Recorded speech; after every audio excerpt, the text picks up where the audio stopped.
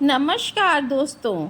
आज के हमारे इस वीडियो में हम आपको भाई दूज के त्यौहार की कहानी सुनाने वाले हैं।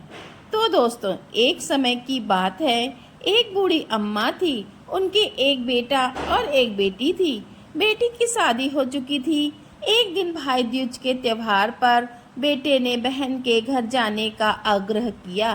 तो बूढ़ी अम्मा ने कहा, बेटा, तेरी बहन तो बड़ी कलिया है, वह हर वक्त लड़ती है, तो उसके घर जाकर क्या करेगा। लेकिन बेटे के आग्रह करने पर बूढ़ी अम्मा ने उसे अनुमति दे दी। अपनी बहन से मिलने के लिए घर से निकलता है। रास्ते में उसे नदी मिलती है। नदी कहती है, मैं तेरा काल हूँ, मैं तुझे डुबा दूंगी। तब भाई कहता है, मैं कई साल बाद अपनी बहन से मिलने जा रहा हूँ, उससे मिलकर आने पर आप मुझे डुबा देना। तो नदी मान जाती है और उसे रास्ता दे देती है। थोड़ा आगे बढ़ता है तो रास्ते में उसे एक सर्प मिलता है। सर्प कहता है, मैं तुझे डस लूँगा। तब भाई कहता है, पहले मुझे अपनी बहन से मिलकर टीका लगवा लेने दो, फिर तुम मुझे डस लेना। सर्प भी उसे रास्ता दे देता है। अब वह आगे बढ़ता है। आगे जंगल में उसे एक शेर मिलता है। शेर कहता है, मैं तुझे खाऊंगा। तो भाई उसे भी वही कहता है, मैं पहले अपनी बहन से मिलकर टीका लगवा लूं, फिर लौटते समय तू मुझे खा लेना। शेर भी उसे रास्ता दे देता है। अब भाई बहन के घर पहुंचता है और आवाज लगाता है, देख बहन, 7 कोस दूर से तिलक कराने तेरा भाई आया है। बहन उस वक्त सूत काट रही होती है। तब उसका सूत बीच में ही टूट जाता है। यह मान्यता है कि यदि सूत काटते वक्त सूत बीच में टूट जाए तो जिस बहन के इकलौता भाई होता है वह जब तक सूत पुनः जुड़ नहीं जाता तब तक बोलती नहीं है। भाई बाहर से पुनः आवाज लगाता है।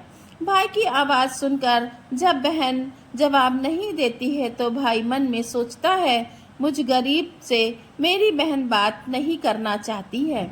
माँ सही कहती थी, मुझे यहाँ नहीं आना चाहिए था। यह सोचकर वह वापस जाने लगता है। इतने में बहन का सूत पुनः जुड़ जाता है और वह भाई को आवाज देती है और उसकी तरफ दौड़ती है और उसे बात ना करने का कारण बताती है। फिर से प्यार से और स्नेह से उसे घर ले आती है। जब वह अपनी सहेली पड़ोसन के घर जाती है और उससे पूछती है कि सहेली, कोई जान से भी प्यारा मेहमान आए तो क्या करना चाहिए। पड़ोसन मजाक में कह देती है, तेल से चौका लगाना चाहिए और घी में चावल पकाना चाहिए। भोली बहन पड़ोसन का मजाक समझ नहीं पाती और वैसा ही करती है। अब ना तो चौका सूखता है और ना ही चावल सीजते हैं। इधर भूखा भाई उससे कहता है, बहन भूख लगी है, खाना परोस दो। तब बहन बोली, भाई आज ना तो चावल सीज रहे हैं और ना ही चौका सूख रहा है। भाई ने पूछा, कैसे तूने चौका लगाया और कैसे तूने चावल चढ़ाए। बहन बोली, मेरी सहेली पड़ोसन से पूछा था, उसने कहा जान से प्यारा मेहमान आए तो तेल का चौका लगाना चाहिए और घी में चावल चढ़ाना चाहिए। भाई बोला, अरे मेरी भोली बहन, कभी तेल का चौका सूखा है और कभी घी में चावल पके हैं। तो पानी का चौका लगा और पानी में ही चावल चढ़ा। फिर वह ऐसा ही करती है। जब चौका सूख जाता है और चावल पक जाते हैं तब उसमें घी और शक्कर डालकर भाई को भोजन कराती है और फिर उसके तिलक करती है। कई दिन बीत जाते हैं। एक दिन भाई बोला, बहन अब मैं घर वापस जाऊंगा, माँ अकेली है। अगले दिन सुबह बहन जल्दी उठकर गेहूं पीसकर भाई के लिए लड्डू बनाती है और कुछ लड्डू बच्चों के लिए रखकर अपने भाई को विदा करती है। सुबह जब बच्चे उठते हैं तो माँ से खाने को मांगते हैं। तब माँ उन्हें वही लड्डू दे देती है।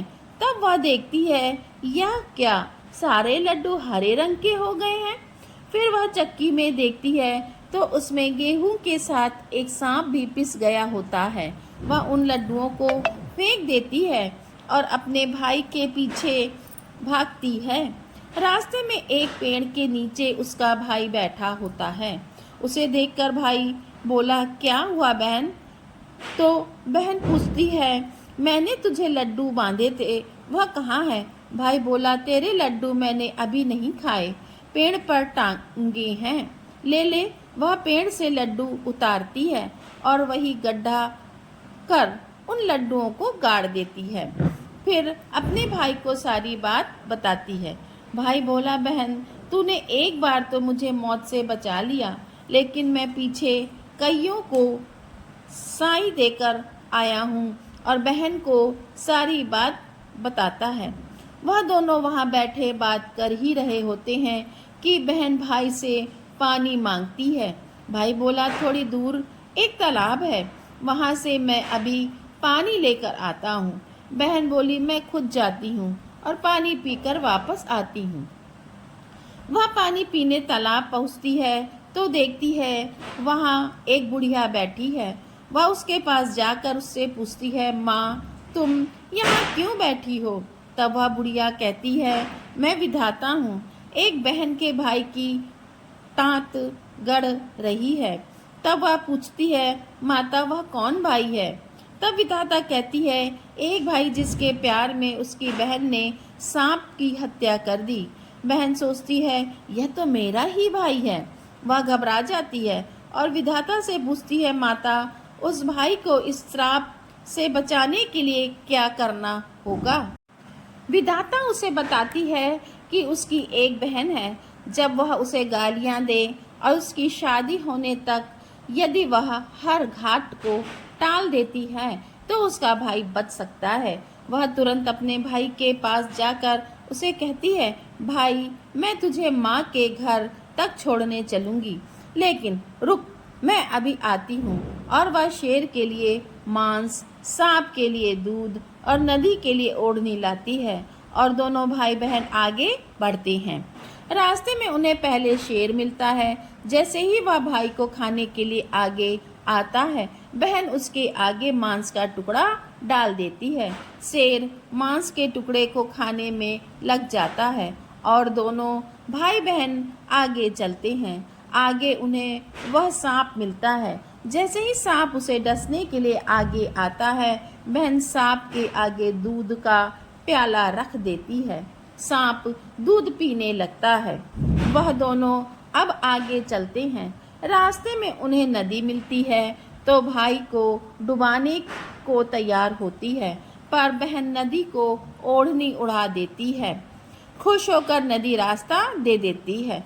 अब वह भाई बहन आगे बढ़ते हैं और अपने घर पहुंच जाते हैं। बेटी को देखकर माँ खुश हो जाती है, पर बहन उसी समय भाई को गाली देने लगती है। तब माँ बेटे से कहती है कि इस कलिया बहन को क्यों ले आया? तब भाई बोलता है, माँ बहन तो बहुत अच्छी है, पता नहीं घर आते ही इसे क्या हो गया। थोड़े दिनों में भाई का रिश्ता आता है। तब सब कहते हैं, बहन पागल तो है पर भाग्यवान है। पर जब ससुराल वाले सगाई की मिठाई लाते हैं तो बहन कहती है, इसकी मिठाई क्यों बांटते हो, पहले मेरी बांटो। कई बड़े बुजुर्ग बोले, इसे भी भाई के साथ बिठा दो। सगाई शुरू होती है। वहाँ आग लग जाती है। बहन को तो पता ही था कि उसके भाई की घात है। उसने तुरंत ही वह आग बुझा दी। अब कुछ दिन बाद शादी के कार्यक्रम शुरू होते हैं, परंतु बहन हर समय भाई के साथ रहती थी। जब भाई की निकासी होने लगी तब बहन बोली, अरे इसकी निकासी क्या कराते हो, पहले मेरी निकासी कराओ और इसे पीछे के दरवाजे से लेकर जाओ। बहन के इतना कहते ही आगे का दरवाजा टूटकर गिर जाता है। सब कहते हैं भले ही बहन कलिया है पर बराबर भाई की जान बचा रही है। जब भाई फेरों में बैठता है तो फिर बहन कहती है, इसकी जगह मैं फेरे में बैठूंगी। शादी के बाद जब दूल्हा दुल्हन की रात जागती है तो बहन कहती है, इसकी नहीं, पहले मेरी रात जगाओ। कई लोग बोले बीच में पर्दा लगाकर इसे भी साथ में सुला दो। रात में जब भाई भाभी सो जाते हैं तब वहाँ एक सांप आता है। बहन तो तैयार में बैठी थी, वह उसे पकड़कर टोकरे में रखकर सो जाती है। आज वह कई दिनों में निश्चिंत होकर सोती है। इधर उसकी माँ सोचती है बेटी के उठने से पहले ही मेहमानों को विदा कर देती हूँ, वरना फिर शोर मचाएगी। जब बेटी उठकर देखती है घर में कोई नहीं दिखता, माँ से पूछती है माँ सब मेहमान कहाँ चले गए। तब माँ कहती है बेटा सब मेहमानों को विदा कर दिया है। तब बेटी कहती है माँ सब मेहमानों को वापस बुलाओ, तभी मैं विदा होंगी। उसके कहने के अनुसार माँ सभी मेहमानों को वापस बुलाती है। तब वह माँ से कहती है माँ आज के दिन के लिए ही मैंने पालने में पूत और चूल्हे पर दूध छोड़ा था, पागल हो गई थी। मेरे इस भाई पर 7 घात थी, वह टालने के लिए मैं ऐसा कर रही थी। उसकी यह बात सुनकर माँ और भाई बहुत खुश हो जाते हैं और सबसे पहले अपनी बेटी को विदा करते हैं और उसके बाद सभी मेहमानों को विदा करते हैं। इस दिन के बाद से ही हर बहन अपने भाई की लंबी उम्र की कामना से भाई दूज का त्योहार मनाने लगी। इस दिन भाई को टीका करती हैं और यह कथा सुनती हैं। दोस्तों ये कहानी अच्छी लगी हो तो कहानी को लाइक करें, सब्सक्राइब करें, कमेंट में जय माता दी लिखें।